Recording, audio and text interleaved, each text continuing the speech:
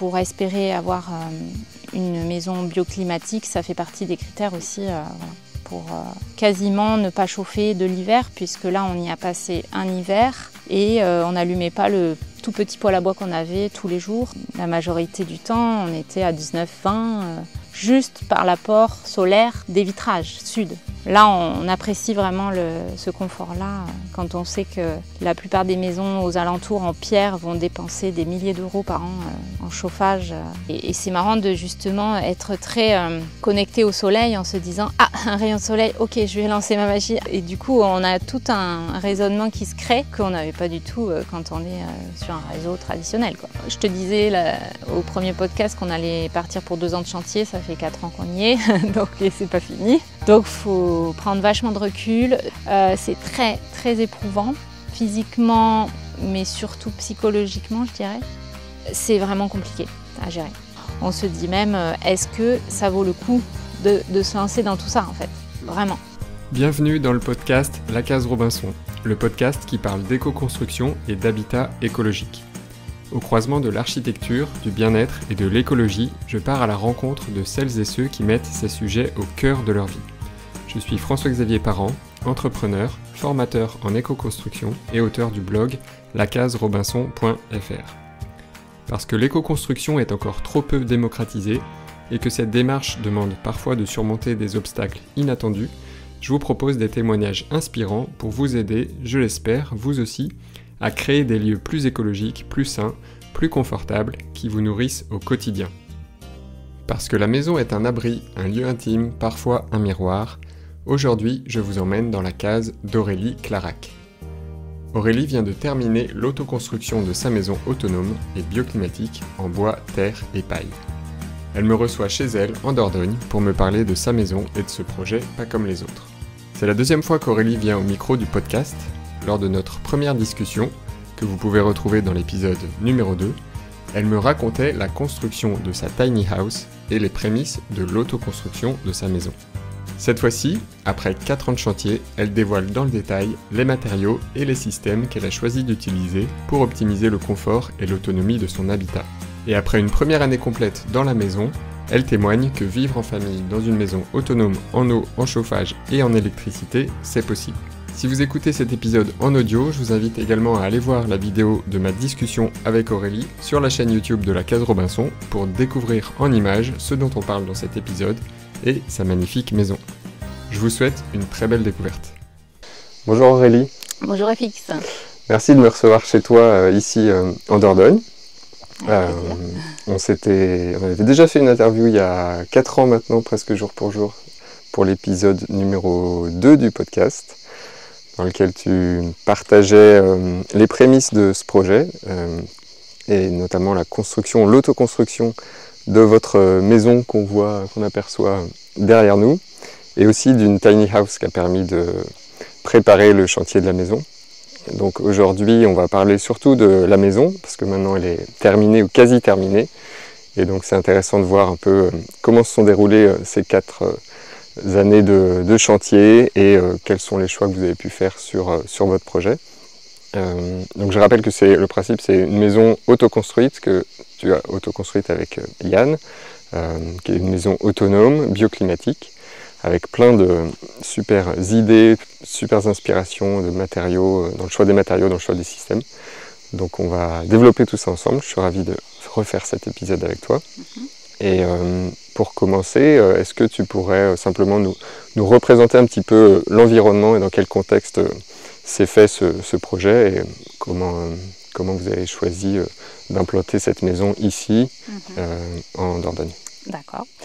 Alors là, comme tu peux le voir, on est sur un terrain en pleine campagne et plutôt encadré de bois. Donc c'était une prairie en fait quand on est arrivé ici, une prairie qui fait à peu près 5500 m² avec une parcelle de bois de 500 m² en plus. Donc au total, on a à peu près 6000. Donc c'est quand même conséquent. Et on n'a pas de point de vue, on va dire, dominant. On est plutôt encerclé par des chênes, notamment chênes verts et chênes classiques. Mais c'est quand même quelque chose qui nous a tout de suite plu en arrivant à l'entrée de ce terrain quand on l'a visité la première fois. Et on s'est dit voilà, qu'on imaginait très bien une maison en plein milieu. Au départ, c'était le projet initial. La tiny s'est rajoutée ensuite, donc on l'a intégrée. Mais voilà, l'emplacement était tout de suite prédéfini à cet endroit-là. Et du coup, voilà, donc c'est un terrain qui n'est pas plat. Et ça, c'est aussi quelque chose qui nous plaisait parce qu'on trouve ça un peu moins monotone qu'un terrain plat. Sans pour autant avoir des grosses pentes à gérer, parce que pour un chantier, pour les fondations, c'est plus compliqué. Donc là, ça se trouvait être assez conforme à nos attentes. Et en fait, des terrains, on n'en a pas visité d'autres. On n'a visité que celui-là. Et après, pour l'environnement géographique, on est donc situé au sud de Sarlat en Dordogne, mais à 3 km du Lot, donc on est limite Lot-Dordogne. Et ce qui nous importait aussi, c'était d'être proche de la rivière, donc la Dordogne, pour se rafraîchir l'été, faire des activités voilà, sur la rivière. Et ce qui s'avère très très agréable, surtout en ce moment. Donc voilà pour le contexte, un petit peu l'environnement.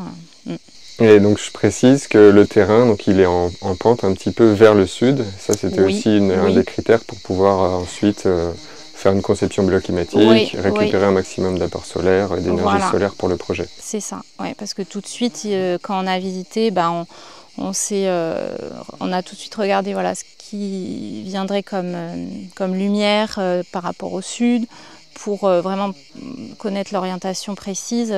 Et là, on est vraiment plein sud. Mais aussi pour calculer les rentrées en fonction des saisons, pour pas que ce soit gênant au fil de l'année. Et du coup, la conception de notre maison a été faite vraiment en fonction de ça, en grande partie. Et donc je précise aussi pour les personnes qui nous écoutent et qui nous regardent que l'épisode numéro 2 de la Case Robinson porte aussi sur le projet d'Aurélie et Yann, dans lequel on discute surtout de la construction, de l'autoconstruction de la tiny house qui est juste à côté de nous. Donc on ne va pas parler de la tiny house aujourd'hui, mais si vous voulez en savoir plus et puis connaître un peu les prémices, je vous invite à écouter l'épisode numéro 2 avant de poursuivre l'écoute de celui-ci. Donc aujourd'hui, j'ai envie de parler de la maison, parce que déjà elle est splendide. Il y a eu plein de choix de matériaux et de systèmes très pertinents, je trouve. Et puis vous avez aussi l'ambition qu'elle soit autonome en eau, autonome en chauffage, autonome en électricité, en eau chaude, en énergie d'une manière générale. Donc c'est intéressant. Est-ce qu'on peut faire, si tu veux bien, une décomposition finalement de la maison pour faire un tour des matériaux, depuis les fondations jusqu'au revêtement intérieur, pour qu'on ait un peu un aperçu des choix que vous avez faits. Alors, pour commencer, donc, par rapport aux fondations, nous, ce qu'on a choisi, c'est une dalle bois donc, qui est sur plot béton. Alors, on avait une légère pente du coup, même à ce niveau-là. On a dû faire du coup un soubassement quand même en parpaing sur tout le pourtour extérieur au nord. Et ensuite au milieu, la dalle est posée sur des plots béton. Donc je ne sais plus exactement combien il y en a. Il y en a aussi pour toute la terrasse devant et la coursive sur le côté ouest. Donc voilà, au niveau étude de sol, on n'avait pas un terrain qui nécessitait des grosses fondations. On est sur une profondeur de 50 cm à peu près. Donc c'est pas contraignant. Et voilà, on a quand même choisi le matériau béton, même si on n'était pas forcément sur tout ce qui est empreinte carbone, etc. Voilà, ça fait pas partie des matériaux les plus neutres, mais voilà, on a quand même fait ce choix-là. Donc ensuite, nous avons posé une structure dalle bois, donc sur une épaisseur de à peu près 37 cm. Qui est ensuite rempli de ouate de cellulose qui a été soufflé après par le dessus. Et donc en dessous, on a une sous-face en ce qu'on appelle du RWH, qui est en fait un espèce de panneau de bois comme du médium, qui est prévu pour ce genre de structure. Et donc, on a une dalle bois qui est donc sur pilotis, finalement, enfin surélevé, où l'air peut circuler en dessous, à la différence d'un terre-plein qui aurait été beaucoup plus difficile à... Enfin, on peut avoir des problèmes de remontée d'humidité et du coup, on n'a pas fait ce choix-là pour ça. Après, une dalle bois comme ça peut être plus... Enfin, il y a des entrées de... il y a moins de fraîcheur, on va dire, au sol pour l'été, parce qu'il n'y a pas d'inertie, mais on peut ventiler très facilement le soir, donc après, voilà, ça se gère aussi avec ça. Et vous avez accès du coup en sous-face? Voilà, du coup, on peut toujours avoir accès si besoin sur notamment les évacuations, et ça c'est quand même une bonne chose. Là actuellement, bon, c'est plus un stockage de matériaux qu'autre chose, mais après il y aura une terrasse devant, donc un peu moins accessible aussi, parce qu'il n'y a pas beaucoup de hauteur. On doit être entre 30 cm au plus bas et même pas 80 cm au plus haut. Donc je te raconte pas la mise en œuvre de la sous-face à coucher par terre en dessous. Ça, c'était une belle étape. Du coup, voilà. Après, sur l'ossature. Ensuite, voilà. Ossature, donc on est sur une ossature bois classique avec des ossatures donc sur tous les pignons. Sauf au sud où nous avons des croix de Saint-André, comme on appelle en charpente, donc qui sont entre les baies vitrées. On a une façade sud qui est composée de 4 grandes baies vitrées. Et donc sur les 2 gros morceaux les plus larges, c'est 2 croix en bois comme ça qu'on a isolées du coup en ouate de cellulose soufflée. Il n'y a que cette partie-là qui n'est pas en isolation paille, puisque du coup tout le pourtour de la maison, tous les murs extérieurs est, ouest, nord sont isolés en bottes de paille, dans les ossatures bois. Donc en bottes couchées, on les a posées, des petites bottes qui faisaient 37, je crois, de là, 38, je ne sais plus la taille. Et du coup, ensuite, les ossatures de mur, donc nous avons donc paille intérieure, enduit, finition intérieure. Et à l'extérieur, c'est un panneau de RWH comme la sous-face de la dalle, des lithos, RWH par pluie, litho, contre litho et bardage. Donc pour avoir une ventilation sous le bardage. C'est bien d'avoir le contre lattage en fait. Tout le monde ne le fait pas, mais dans les règles de construction, il le faut. Et donc vous avez choisi un bardage et là, donc, voilà, oui. Noir en bois brûlé. Oui, donc ça c'était notre choix de départ qui est venu tout de suite dès le début du projet du dessin. On a voulu tester cette technique qui nous semblait déjà très esthétique et aussi c'est pour tout ce qui est justement protection du bois pour les insectes. Ça fait une barrière un peu plus pour pas qu'il y ait d'infestation d'insectes et surtout l'aspect comment on appelle ça, qui ne va pas bouger dans le temps, c'est-à-dire qu'un bardage bois naturel va griser, comme on peut avoir le cas sur la Tiny. Là, on sait qu'il sera noir du début à la fin, et ça fait donc là qu'à 3 ans qu'il est posé. Il est intact, il y a très peu de changements depuis, et on a choisi du coup un bois brûlé brut, on ne l'a pas brossé. On l'a juste huilé, donc il a un aspect un peu craquelé. Alors certains vont le choisir brossé, mais du coup il est plus clair, un tout petit peu plus marron dans l'aspect. Mais nous on aimait bien ce côté vraiment carbonisé, craquelé. Alors il y a différents stades, on peut aller plus ou moins, mais on trouve ça pas mal. Et avec un couvre-joint inversé, donc on a le couvre-joint dessous et les larges lattes devant. Ce qui est aussi pas forcément fait comme ça peut être l'inverse. Mais là, on avait ce choix-là. Et pour casser un peu l'aspect bois brûlé noir, on aura du bardage type claire-voie, naturel, là pour le coup, sur toute la partie entrée, sur le sas d'entrée, et la course, enfin toute la façade sud sous une espèce d'arche sous la casquette et les bords d'avancée de la façade. On aura une arche comme ça en claire-voie qui va casser un peu le noir.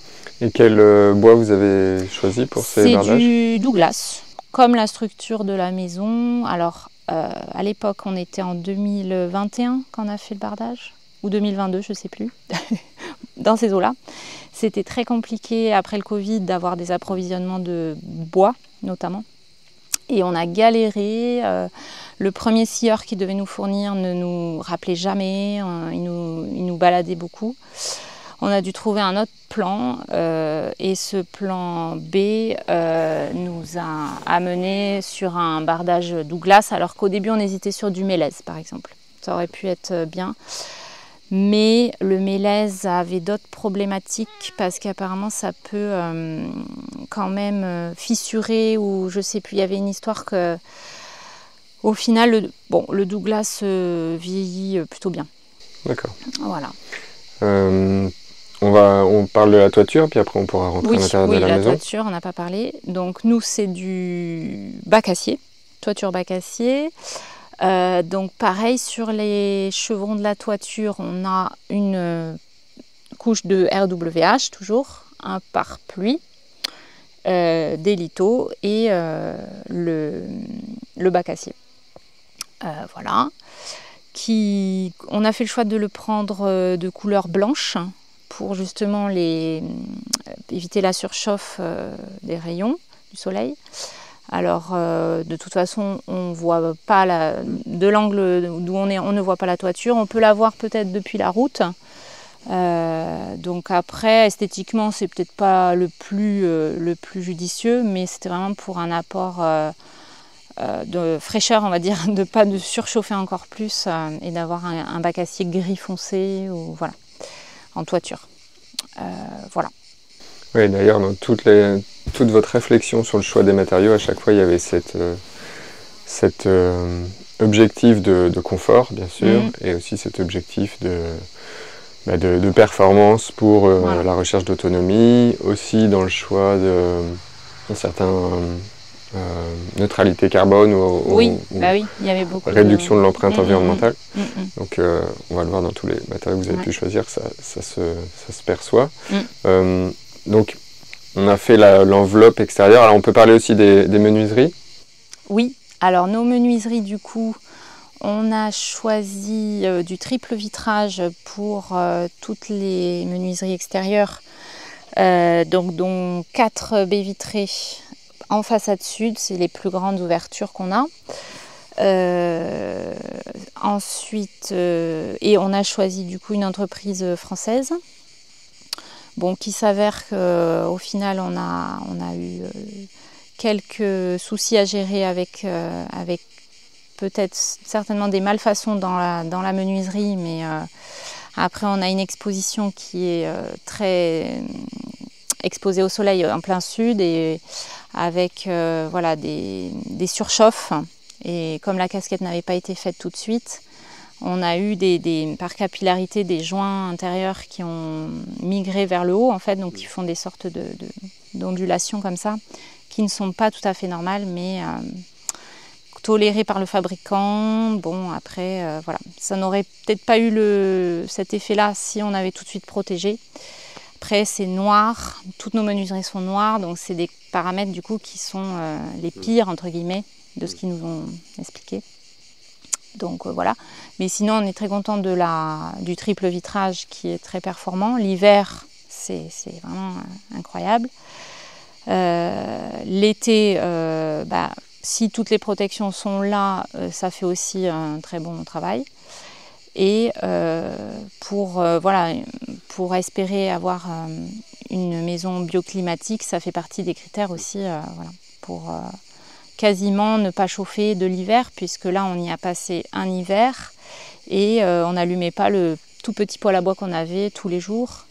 Donc ça, c'est quand même, quand on connaît la région où on peut avoir des -8, -9 en janvier ou peut-être février, c'est quand même pas mal. On descendait à 16-17 sans allumer, donc on se disait bon, là on va peut-être allumer, mais la majorité du temps on était à 19-20, juste par l'apport solaire des vitrages sud en fait.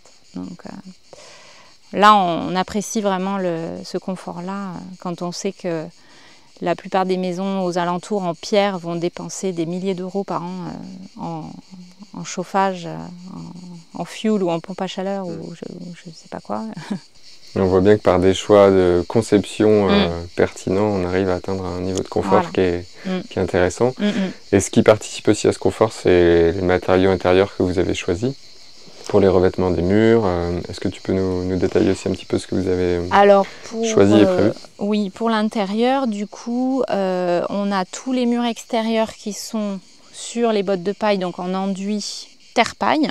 Donc c'était le choix aussi de départ pour côté empreinte carbone et puis le projet c'était de faire une maison en bois terre-paille.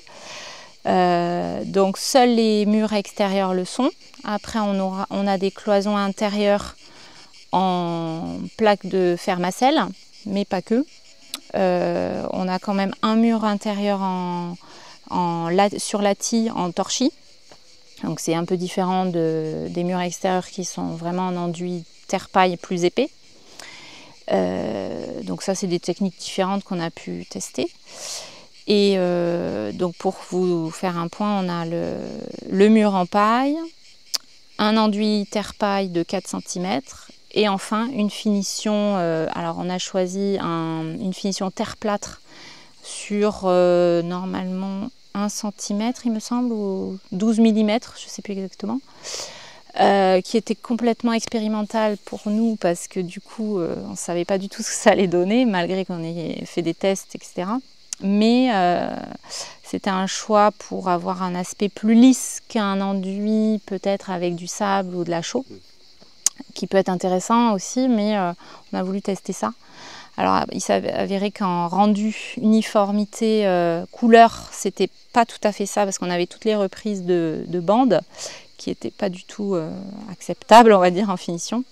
Donc on a fini par appliquer ensuite une peinture naturelle, uniforme, très claire, pas blanche mais beige clair, voilà, qui du coup a apporté plus de lumière, donc on est content.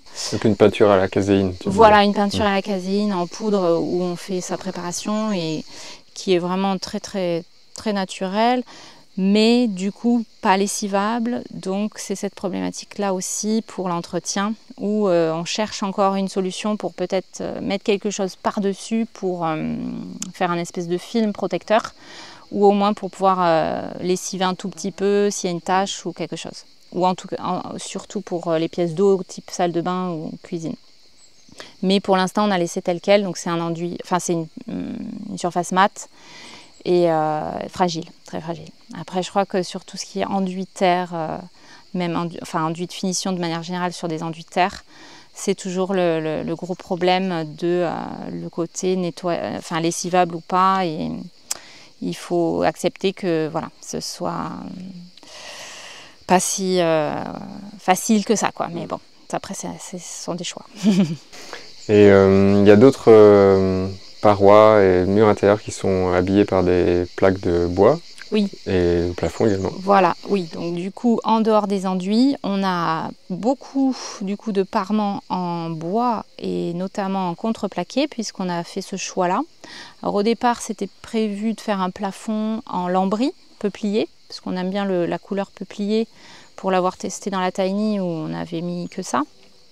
Et plutôt que de prendre du lambris, au final, on a trouvé un plan pour acheter des plaques de contreplaqué peuplier, donc en grande taille, qui nous a permis du coup de faire tous les plafonds avec, et tous les aménagements intérieurs type placard de chambre, retour de cloison entre les chambres, la cuisine aussi, et l'entrée qui est en contreplaqué tous les murs et le plafond.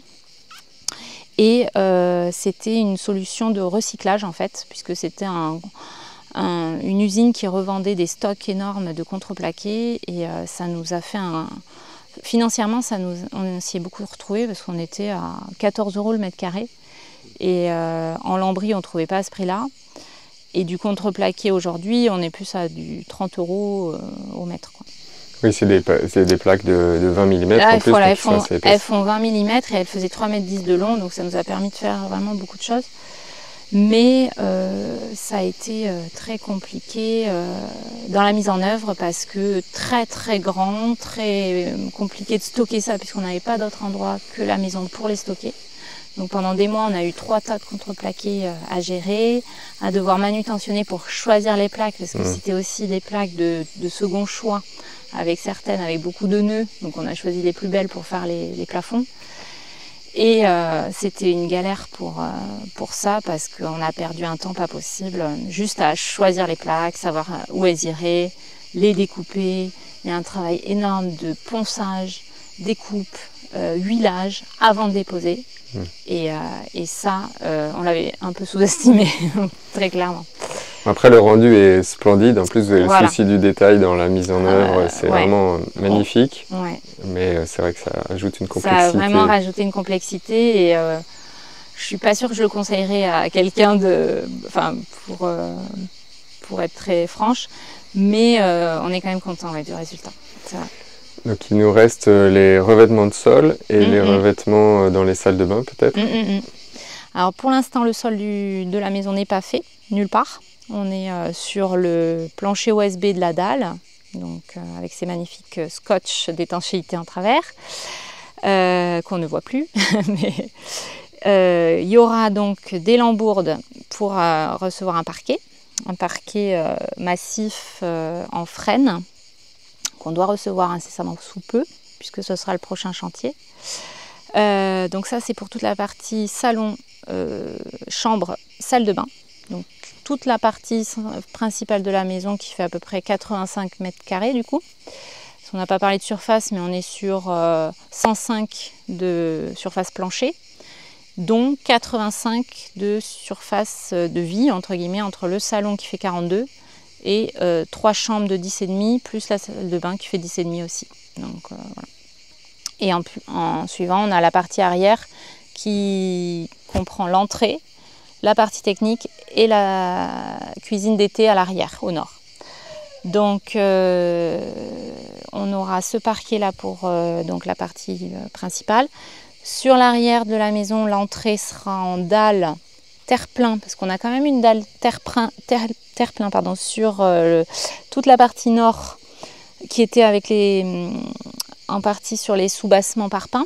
Donc là on a fait un hérisson classique, une dalle terre compactée, et par-dessus on a coulé de la chape en plâtre, et on va venir faire une finition en plâtre teinté gris pour faire un espèce de béton ciré qui sera donc en plâtre.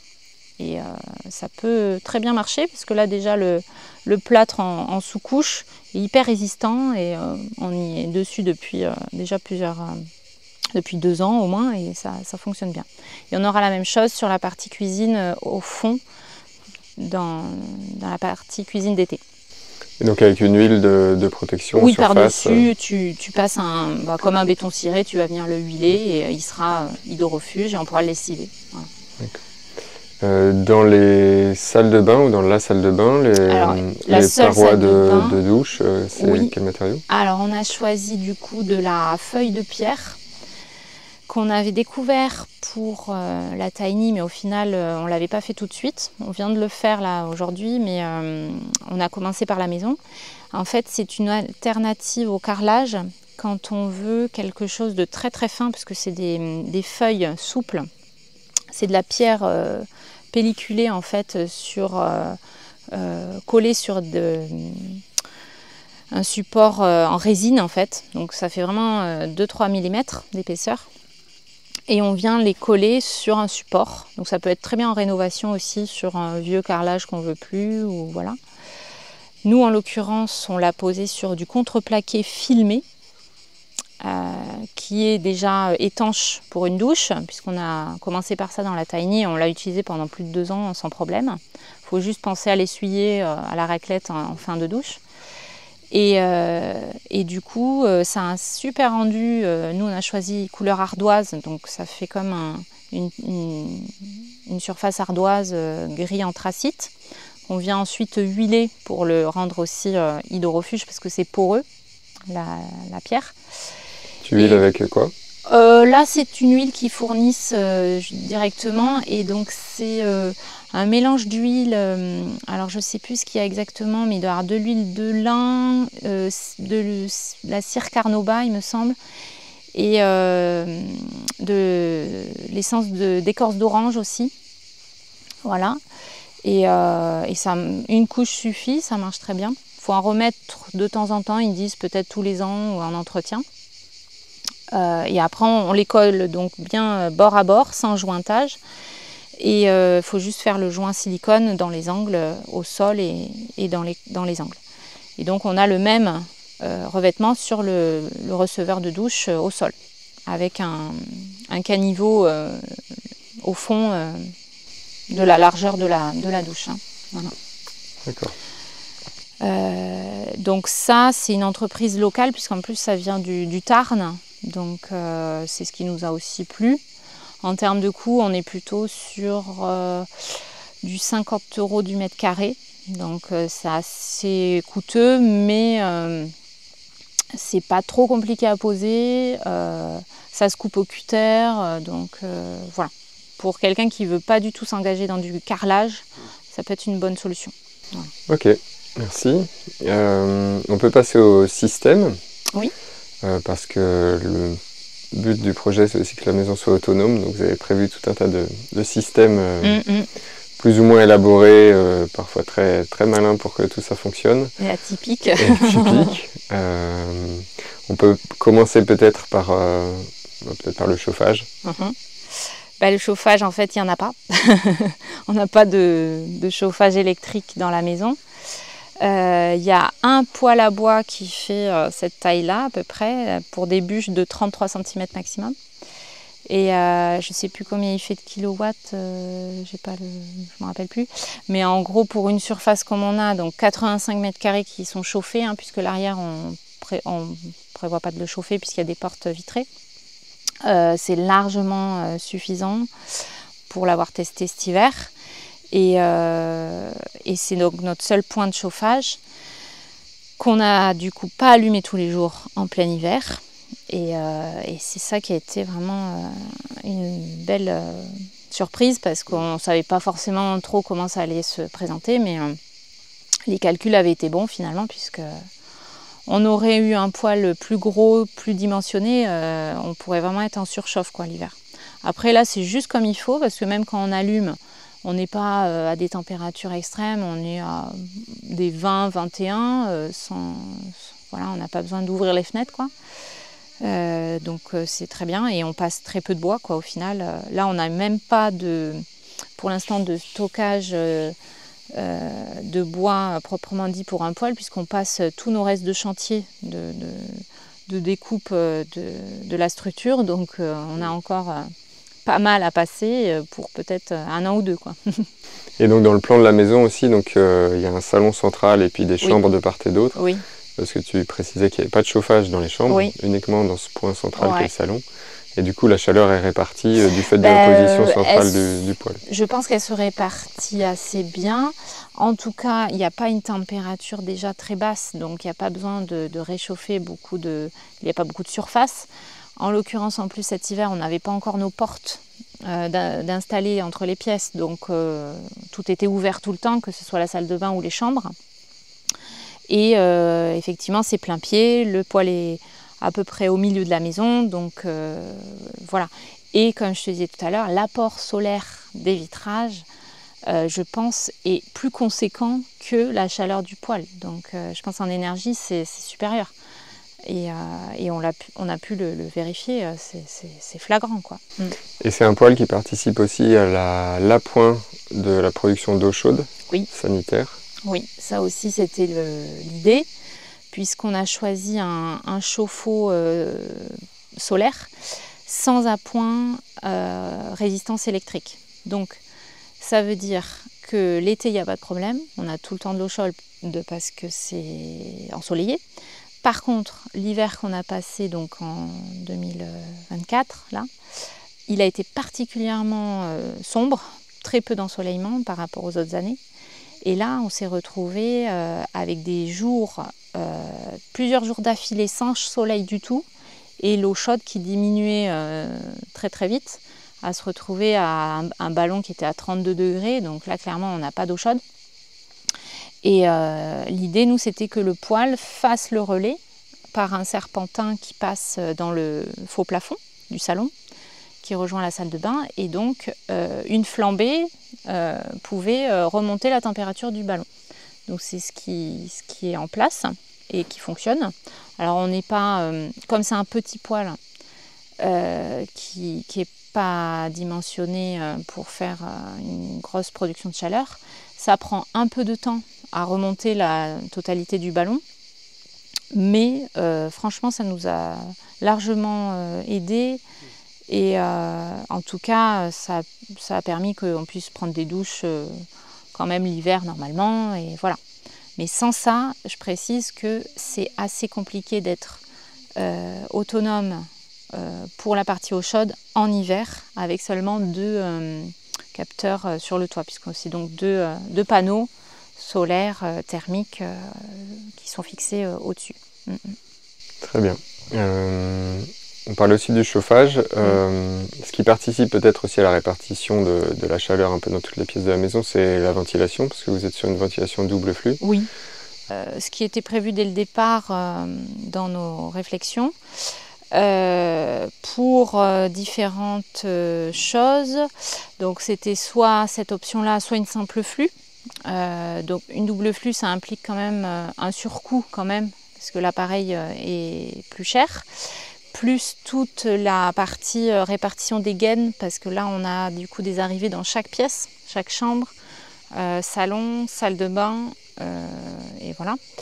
Et ça permet du coup de réguler vraiment l'air intérieur et extérieur en fonction des températures, pour que le renouvellement de l'air se fasse de façon optimale, chose qui est plus difficile quand on a pas de VMC ou qu'une simple flux, qui sera peut-être plus judicieuse dans une maison ancienne. Dans une rénovation, ce sera moins pertinent d'avoir une double flux par exemple. Là, c'est vrai que c'est des habitats où voilà, on est vraiment étanche à l'air, si c'est bien fait. Donc c'est important de gérer ça, de gérer vraiment l'extraction de l'air pour garder un intérieur sain. Ça, c'est quelque chose voilà, qu'il faut bien prendre en compte. Et en plus, ça participe à la bonne répartition de la chaleur, parce que comme c'est une double flux, voilà. Vous soufflez de l'air qui est préchauffé par l'air extrait, et du coup, et entre les saisons, on peut avoir voilà, des systèmes. Alors nous, on a un système de bypass qui fait qu'en demi-saison, il peut être fermé ou ouvert, pour justement réchauffer l'air intérieur ou le refroidir en fonction des températures. Et on a installé même un système automatique qui va fermer le bypass quand il fait plus chaud dehors que dedans, et inversement, il se réouvre quand il fait plus frais pour apporter de l'air frais, par exemple la nuit. Voilà. Et donc vous avez aussi des dispositifs d'autonomie pour l'électricité, oui. Et pour l'eau, on va le développer après. Déjà pour l'électricité, donc on aperçoit peut-être à l'image quelques panneaux solaires derrière toi, une partie. D'autres qui sont d'ailleurs sur la casquette on les voit peut-être pas, ou de la façade. Juste, voilà, au-dessus de la casquette qu'on voit là. Là on a 6 panneaux, donc pour une production de 1800 watts. Et ceux qui sont derrière moi, on a à peu près la même capacité. Alors pour la petite histoire, là ce sont des panneaux qu'on a achetés à l'époque au début du chantier neufs. Donc c'était encore un petit peu coûteux, mais là ça a vraiment baissé le prix des panneaux solaires maintenant. Et derrière, on les a rajoutés très récemment. C'est des panneaux qu'on a récupérés d'occasion sur Le Bon Coin. Et il faut savoir que si on veut se lancer dans une installation en autoconstruction, c'est très intéressant parce que là, c'est des panneaux qui nous ont coûté à peine 50 € le panneau. Contrairement à ceux-là qu'on avait payé de mémoire, les 6 1800. Donc bon. Et en comparant les productions, c'est vrai qu'on pourrait se dire ils sont vieux, donc ils vont moins bien produire. Mais au final, sur la même capacité, on n'a quasiment pas de pertes. Et ça nous a permis de rajouter en été de la production pour pouvoir peut-être ajouter des appareils électriques qu'on se privait jusque-là, parce qu'on avait prévu une capacité assez raisonnable. Mais là, au final, en procédant comme ça, on s'aperçoit qu'on peut rajouter des petits appareils électriques qui consomment pas tant que ça, mais en été, on peut les utiliser sans problème, quoi, ça passe. En journée, en tout cas. D'accord. Et d'ailleurs, sur les différents systèmes que tu présentes, est-ce que tu veux nous partager aussi les marques que vous avez sélectionnées pour que ça puisse donner des idées aux personnes qui écoutent alors, pour les le chauffage, marques, pour le poêle. Pour le poêle, c'est un Jotule, la marque Jotule. Je ne sais plus, c'est une marque, j'ai oublié l'origine, mais je crois des pays du Nord. Après, pour tout ce qui est... Alors, les panneaux solaires, je ne saurais pas te dire, je ne sais plus. Après, concernant l'installation qui va avec les panneaux, on a l'onduleur qui est de la marque Victron. Donc, c'est de la bonne qualité. Ça qu'on a acheté neuf, si je ne me trompe pas, oui. Et après, le parc de batteries qu'on a en dessous pour stockage. Donc là, on est sur 12 batteries et on a choisi la technologie au plomb et non pas au lithium, parce que les filières de recyclage aujourd'hui sont plus faciles avec le plomb que le lithium. Et la durée de vie aussi est plus importante. Donc on a fait ce choix-là. C'est plus volumineux, c'est plus gros, mais après, bon, on a trouvé une partie en cave pour les stocker, parce que c'est important aussi de prévoir un endroit frais en permanence. Donc là, on est en sous-cave. À l'entrée, en fait, on a le terre-plein, une partie cave et un autre terre-plein. Donc on a pu les intégrer sous un plancher. Et même en été, on est toujours en dessous de 20 degrés, comme ça, pour que ça évite de les endommager, en tout cas dans leur cycle. Les températures chaudes les abîment beaucoup plus vite. Donc du coup, voilà, notre installation, elle est faite de deux endroits où nous avons posé des panneaux. Et ça nous permet de produire et de stocker l'énergie produite dans les batteries, puisque du coup, on a choisi de ne pas se raccorder au réseau EDF à terme. Donc pour l'instant, on a encore juste le compteur de chantier qu'on a gardé en secours, mais le projet, voilà, c'est de le résilier, de le couper et d'être en auto-production, consommation. Donc ça implique effectivement un parc de batteries. Et c'est là qu'il faut bien réfléchir par rapport à sa consommation, parce que du coup, c'est peut-être un choix d'appareils à enlever. Donc nous, par exemple, on a retiré de notre maison le congélateur et le lave-vaisselle. Bon, c'est des choses qu'on a choisi de ne plus utiliser. En été, ce serait possible d'avoir un congélateur, par exemple, un petit stock, pas grand-chose.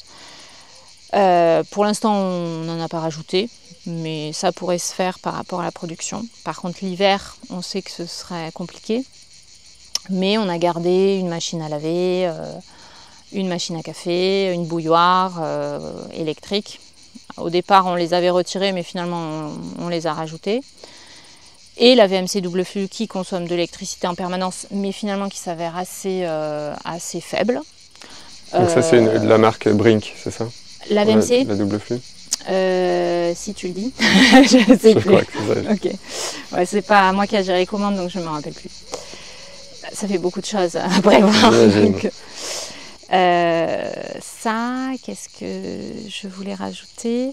Ouais, en gros, sur l'autonomie en électricité, tout est possible de faire, mais à des échelles différentes si on prévoit plus ou moins de panneaux, plus ou moins de batteries. Mais après, il faut rester aussi dans une cohérence et une espèce de, je dirais, de résilience, puisqu'on n'est pas là pour avoir des plaques induction, des fours électriques, tous les appareils électroménagers que la plupart des gens utilisent, sèche-linge, lave-linge, double frigo américain, etc. C'est pas possible, clairement. Et ce serait pas cohérent de le faire en rajoutant X batteries dans l'installation. Aujourd'hui, vous avez quand même ajouté notamment le deuxième parc photovoltaïque pour pouvoir recharger un véhicule électrique. Oui, par contre, c'est quand même ça par contre, ça a été importante. vraiment un ajout dans les derniers mois là, puisqu'on a déjà utilisé notre maison sur plusieurs mois. On a pu voir un petit peu l'autonomie que ça apportait. Et on a choisi d'utiliser une voiture électrique en fin d'hiver là. Et justement, avec les rajouts de ces panneaux-là derrière, ça nous permet de la recharger quand on a un fort ensoleillement, puisque elle demande 1600 watts en direct. Et donc, entre 11h et 15h, là en ce moment en plein été, on peut largement produire avec les deux parcs.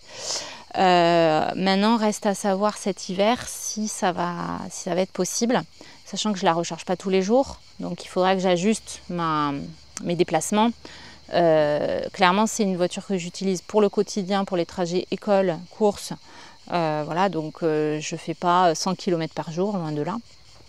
Et donc, ça peut être tout à fait gérable, sachant qu'on a un deuxième véhicule en complément qui peut nous faire l'appoint si toutefois il y a une semaine où il n'y a pas de soleil et que je ne peux pas la recharger, quoi. Donc ça c'est vraiment récent. On est en train de tester ça, mais c'est possible en tout cas. Et donc avec des usages raisonnés mais quand même confortables, sans trop se restreindre sur l'aspect énergie électrique. Oui.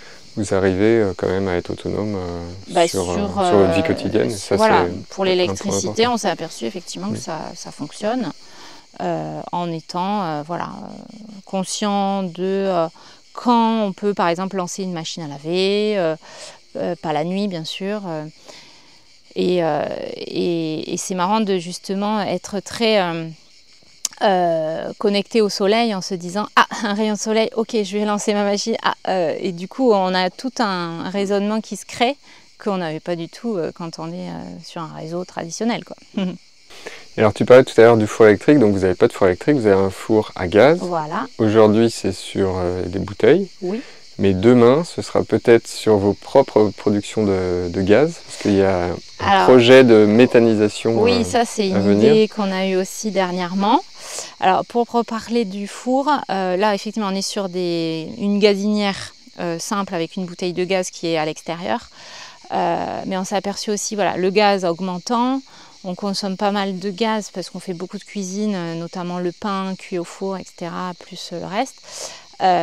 Donc on a essayé de se dire, attends, est-ce qu'on ne peut pas réduire un peu la consommation de gaz, notamment en été, sachant qu'on produit beaucoup plus d'électricité. Et quand on est en autoconsommation, l'électricité en plus produite, elle va nulle part puisqu'elle n'est pas consommée, mais elle n'est pas stockée. Quand les batteries sont à 100% tout l'été, en fait c'est dommage parce que du coup on perd de la capacité. Donc on s'est dit, on peut très bien intégrer dans la cuisine d'été un four électrique qui sera utilisé temporairement l'été, pas forcément l'hiver puisqu'on aura l'autre dans l'autre cuisine en gaz. Et là on ne l'a pas encore acheté, mais on compte acheter un petit four électrique avec une petite résistance qui permet de cuire notre cuisine l'été en fait.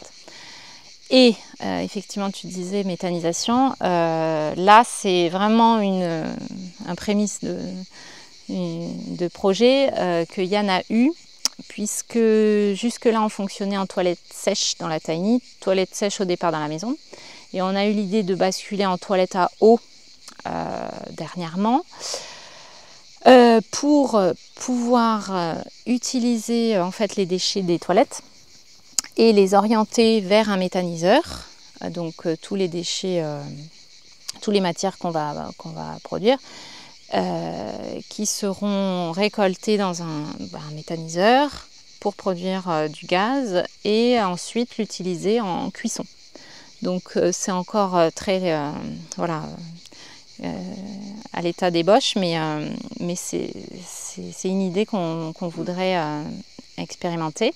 Donc toujours dans cette réflexion d'optimiser finalement votre production d'énergie, oui, réutiliser, recycler les déchets, recycler l'eau. Parce qu'on s'est aperçu que oui, les toilettes sèches, c'est entre guillemets facile parce qu'on composte les déchets produits avec les copeaux de bois, la sciure de bois. Mais il s'avère que c'est assez long à composter. On ne peut pas l'utiliser tout de suite pour le jardin, par exemple, pour le potager ou les arbres fruitiers. Et donc, et puis c'est aussi une contrainte de devoir gérer les seaux de toilette, même si c'est rentré dans notre quotidien. Mais quand on n'est que 3 dans la maison, mais quand on a du monde, c'est vrai que ça peut être un petit peu contraignant. Les gens n'ont pas l'habitude, ça peut être entre guillemets mal vu, même si c'est aussi simple qu'un toilette à eau. Mais il faut gérer la partie évacuation, qui est quand même fréquente, puisque un seau de taille moyenne, tous les 2-3 jours, il faut aller le vider, gérer l'approvisionnement en copeaux. Donc ça a des avantages, mais aussi des inconvénients en travail, quoi, on va dire. Donc voilà. Du coup, Donc on peut peut-être justement parler de l'eau et de l'assainissement, parce que là aussi vous avez fait tout un projet de récupération de l'eau pluviale pour la réutiliser, la filtrer et la boire finalement. Et aussi d'assainissement avec une magnifique phytoépuration devant la maison. Voilà. Donc du coup, pour parler de l'eau, notre idée c'était aussi l'autonomie en eau, puisque on sait que d'ici quelques temps ça va être un vrai sujet dans les régions, dans beaucoup de régions. Donc on avait prévu à l'état initial du projet 3 cuves enterrées, donc qui sont juste derrière nous, derrière la végétation qu'on voit là. Nous avons donc 3 cuves de 10 mètres, 2 cuves de 10 mètres cubes et une de 6 en béton, qui sont raccordées du coup à la maison et à la tiny aussi, puisqu'on est dessus. Alors l'eau est récupérée de la toiture qui fait 150 mètres carrés en surface. Donc elle s'écoule et elle vient se stocker dans les cuves. On a du coup plusieurs systèmes de filtration directement en sortie de gouttière, avec un premier tamis inox qui vient enlever les feuilles, les déchets dehors. En entrée de cuve, il y a normalement un filtre inox. Et ensuite, la plomberie arrive dans la maison. Et là, on a tout un système de cartouches de filtration pour 2 réseaux différents. Premier réseau pour la douche, la vaisselle de la cuisine et le lavabo de la salle de bain. Et après, le lave-main dans le toilette. Qui est filtré là au charbon actif, donc avec des cartouches qu'on vient remplir avec du charbon actif en vrac en fait. On en a un grand sac et on vient de temps en temps le remplir. Je ne sais plus tous les combien, mais voilà. Et là, celle-ci, donc on peut tout à fait se doucher avec, faire la vaisselle, mais elle n'est pas potable. Et ensuite, on a un deuxième réseau qui vient alimenter les 2 éviers de cuisine, de nos 2 cuisines. Et là, elle est filtrée par cartouche de céramique.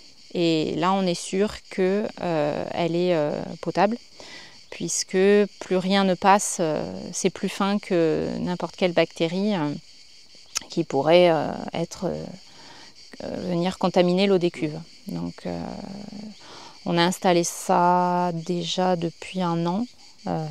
Donc on l'utilise et ça se passe très bien. L'eau n'a pas de goût, elle est impeccable. Et après, c'est un tout petit peu d'entretien. Je parlais pour les filtres, donc pour remplir les filtres à charbon, mais aussi les cartouches céramiques qui sont à nettoyer tous les 6 mois, parce que sinon on a une réduction de débit qui peut s'installer. Et pour remplir une bouteille d'eau, ça peut prendre 3 minutes. Donc quand on en arrive là, c'est qu'il faut les nettoyer. Donc on vient brosser toutes les cartouches et on les remet dans le porte-cartouches. Voilà. Et en termes donc, de volume, 26 mètres cubes pour notre installation, très clairement, c'est large, c'est très large. On a connu des étés de sécheresse un petit peu. Cette année, pas trop encore, mais là, ça devient sec. Mais on est toujours rempli, quoi. Enfin, même des pluies d'orage l'été, ça vient très rapidement remplir une bonne partie. Et alors l'hiver, j'en parle même pas, on déborde tout le temps. Et en plus, vous utilisez cette eau pour arroser le potager, oui, donc oui, il y a des excédents. Le potager, depuis qu'on est sur les cuves, on peut largement l'arroser, d'autant plus qu'on a un terrain très sableux qui demande beaucoup d'arrosage, ça retient pas l'eau, donc j'y vais gaiement sans problème. Et donc sur l'assainissement de cette eau en sortie de maison. Et ensuite, donc l'assainissement, on a choisi la phytoépuration pour la tiny et la maison, elles sont raccordées dessus. Est-ce que tu peux nous expliquer assez succinctement comment ça fonctionne, les différents Oui, alors du coup, c'est un bassin de phytoépuration qui est creusé dans le sol à peu près à 1 mètre de profondeur. Donc on vient mettre une bâche EPDM avec un géotextile en dessous, il me semble, je ne me rappelle plus. Et des couches de sable et de cailloux de différentes tailles. Et nous, alors il est dimensionné de 2 mètres par 5, donc 10 mètres carrés, qui est la taille pour une famille de 5 personnes, pour une maison avec 5 personnes dedans. Les 10 mètres carrés sont séparés en deux par une paroi alvéolée au milieu. Et on a donc 2 arrivées d'évacuation. Et l'idée, c'est de switcher sur un et sur l'autre, entre guillemets, une semaine sur 2. Pour que les 2 parties soient alimentées de façon intermittente.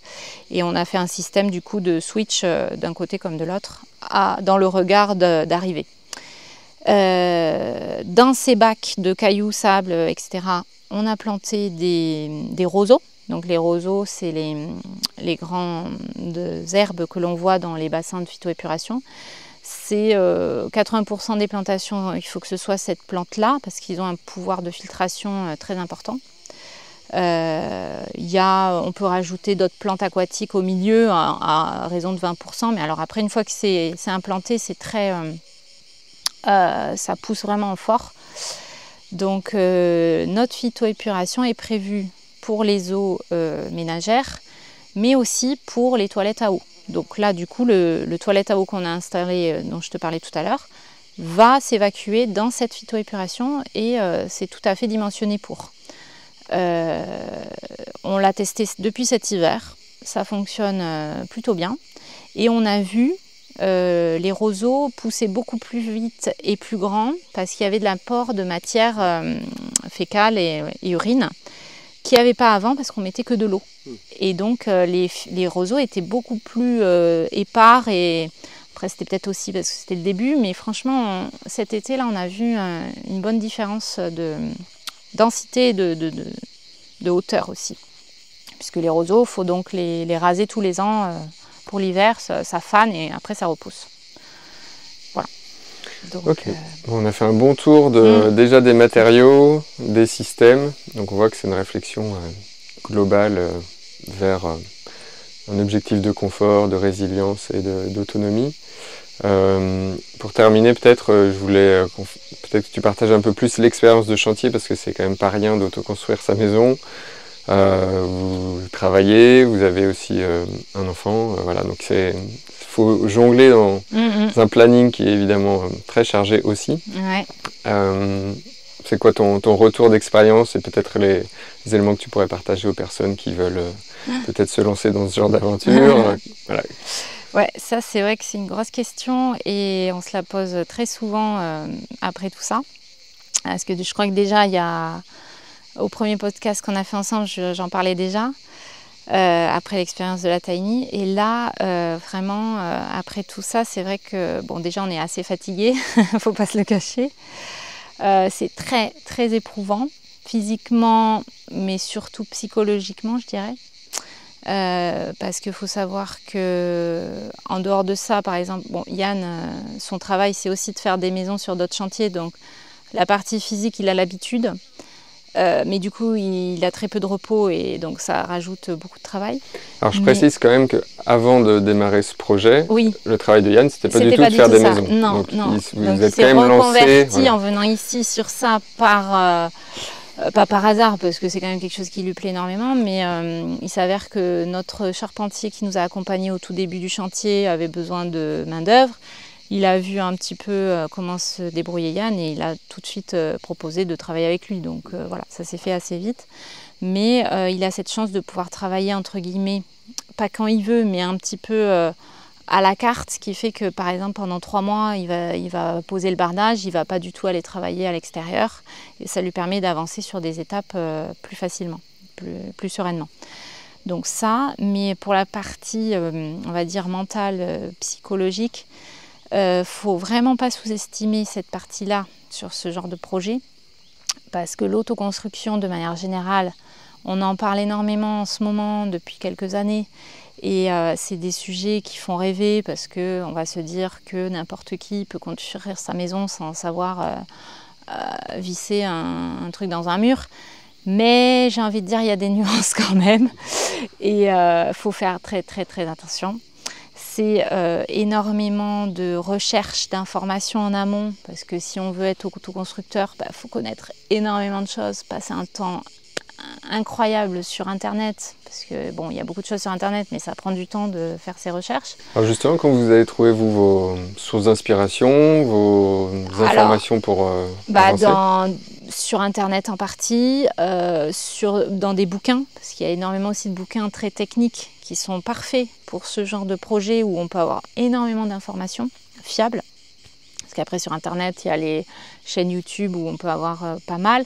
Mais des parties, des fois, on se retrouvait assez embêté parce qu'on ne trouvait pas forcément de réponse sur des sujets vraiment précis où peu de personnes en parlent et au final, on se retrouve un peu embêté à pas savoir quoi faire, qu'est-ce qui sera le plus judicieux, le plus intéressant, enfin bref. Donc ça, c'est hyper chronophage. Sans parler de toute la partie gestion de chantier depuis le début, commandes, parce qu'on a géré toutes nos commandes, nos réceptions, voilà, après la mise en œuvre, le temps que ça prend, le planning. Je te disais au premier podcast qu'on allait partir pour 2 ans de chantier, ça fait 4 ans qu'on y est, donc c'est pas fini. Donc faut prendre vachement de recul, soit avoir les épaules pour encaisser tout ça et se dire on avance comme on avance et ok. C'est pas possible pour tout le monde. Déjà là-dessus, on est assez différent avec Yann parce qu'on n'a pas la même façon de voir ça. Ça crée énormément de stress. Et je pense que ce serait peut-être différent à ce point de vue-là si on était sans enfants, par exemple. Les familles que je peux connaître qui se sont lancées dans ce genre de projet ont toujours eu ces problématiques à gérer de tant de chantiers, tant de familles, on va dire.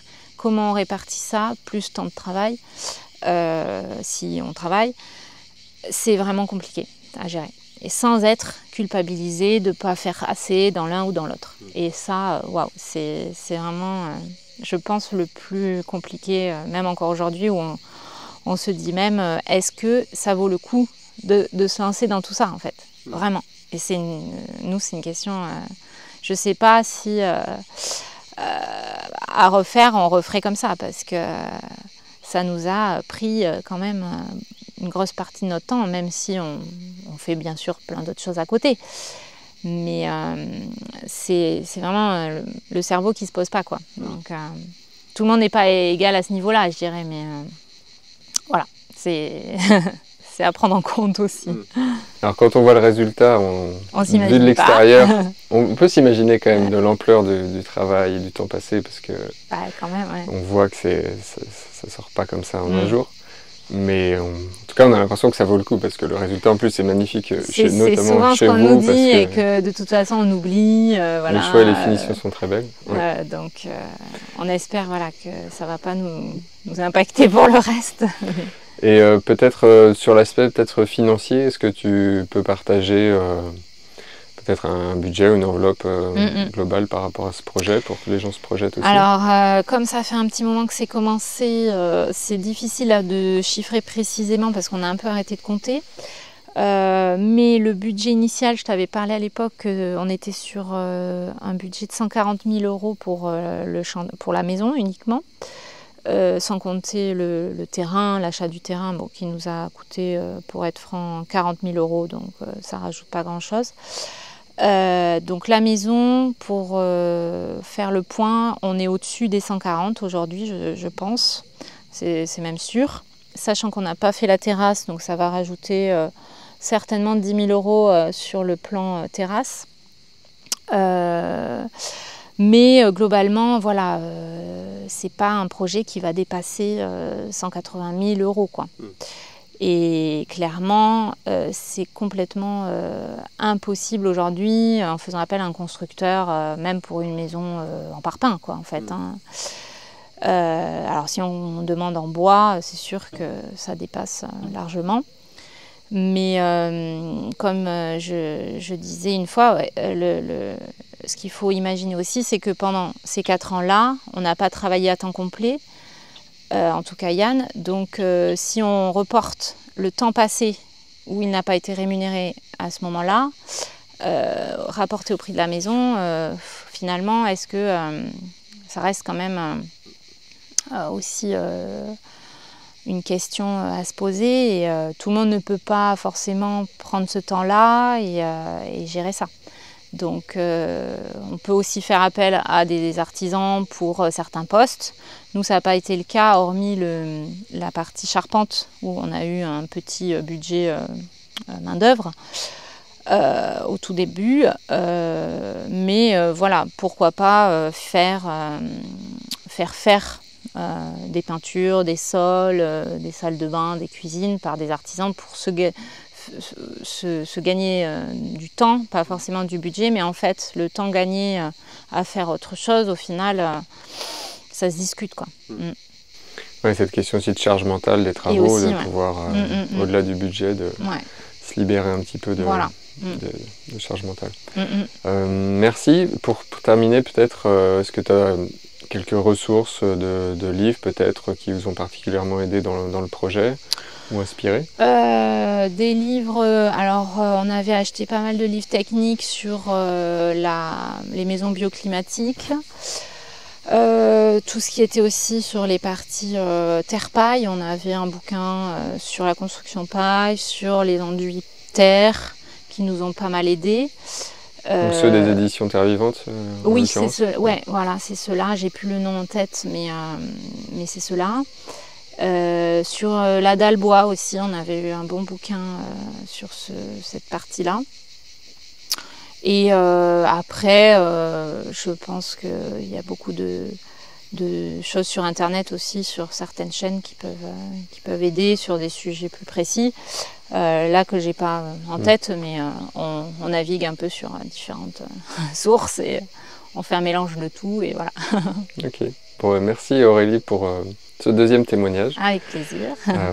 Moi je trouve que le résultat est magnifique, et puis j'ai pu voir avec plaisir l'intérieur aussi de la maison. Je mettrai peut-être quelques images sur la vidéo, puis sur le site pour illustrer ce que vient de partager Aurélie. En tout cas, le résultat est splendide. Donc bravo, un grand bravo à toi et Yann pour ce projet qui n'est pas simple, mais c'est quand même, je pense, inspirant de voir qu'il y a des projets comme ça qui peuvent se faire. Et puis sur vos réflexions par rapport à l'autonomie aussi, que c'est possible, et sans que ce soit non plus des systèmes très complexes ou des installations énormes. On arrive quand même à avoir une autonomie assez simplement pour une vie de famille. Donc merci, puis à la prochaine. À bientôt. Merci beaucoup d'avoir écouté cet épisode. Vous pouvez retrouver toutes les références mentionnées par mon invité dans les notes de l'épisode, ainsi que des compléments pour approfondir ces sujets dans la rubrique podcast sur le blog lacaserobinson.fr. Si cet épisode vous a plu, vous pouvez le soutenir en le partageant autour de vous, en vous abonnant et en mettant un avis 5 étoiles sur votre plateforme d'écoute. Ça me fera très plaisir et ça permettra au podcast d'être plus visible pour m'aider à accueillir de nouveaux invités. Si vous voulez aller plus loin dans vos projets de création d'habitats plus écologiques, plus sains et qui vous inspirent, sachez que c'est mon métier de vous y aider. Je propose différentes formules d'accompagnement, du coaching à la formation en ligne, et je suis sûr qu'une d'entre elles est faite pour vous. Si malgré tout vous n'y trouvez pas la formule qui vous parle, contactez-moi pour que nous puissions créer ensemble l'accompagnement idéal qui vous aidera à concrétiser vos projets. Vous retrouverez toutes les informations sur le site de la Case Robinson. Sur ce, n'oubliez pas de vous abonner, de partager cet épisode autour de vous, et je vous dis à très vite pour une nouvelle conversation sur la Case Robinson.